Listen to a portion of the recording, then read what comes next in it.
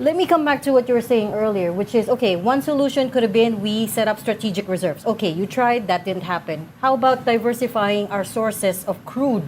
Because, sir, when I look at the sources of our crude, it's still predominantly Middle East. So Saudi Arabia, UAE, Iraq, Kuwait, Oman as well. So respectfully, during your time, why didn't we, push for a more diversified energy market, energy source? Well, we can do that. We can source from Africa. We can source it from the U.S., which we are. No, I think the Philippines some players are doing that, and it's not just not the Middle East for clean product. Clean products we are importing from China, from Korea, from Singapore, from Japan, no, some players. Although in a smaller quantity, do sila.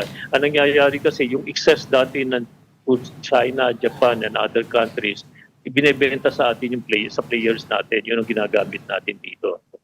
So pero ngayon nag-suspend agad ang China. They suspended it already, and I think all other countries will do the same and conserve their reserve for their country. So Japan is the very good example of yung sa strategic petroleum reserve. Kasi nung natupo naman ako nung nasa DOE po ako, hindi naman po yun sarili kong katang-isip ang ginawa ng petroleum reserve. We patterned that after the Japan system, no? Where the government has a very big reserve for mga purposes na ganito. Yung sinasabi kanina na pwedeng subsidy, pwedeng pagka masyadong mataas ng presyo, pwedeng i-release ng gobyerno at a subsidized price, ano? And then the strategic reserve can be replenished when the price is low, and so on and so forth. Maraming mechanism. Easier said than done. Secretary, wala na yung automatic suspension ng excise tax pag umabot ng 80 yung yung crude Nag-lapse na po in 2020. Sorry. Nag-lapse na po.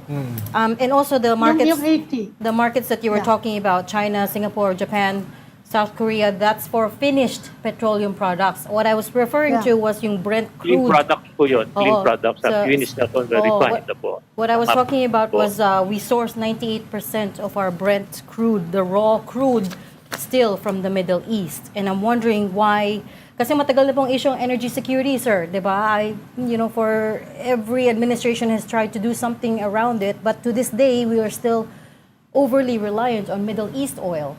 Related po sa tanong ni Reg, how about renewables? Dahil very of the private sector.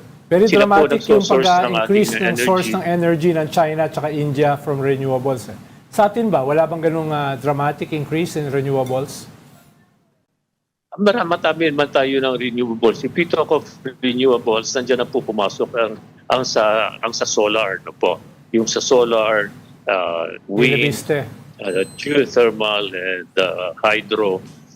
Meron naman tayo for our energy, for electricity, but for transport, wala po tayo for transport pa. Hindi pa po tayo kahit CNG, nawala po sa programa natin yung sa CNG.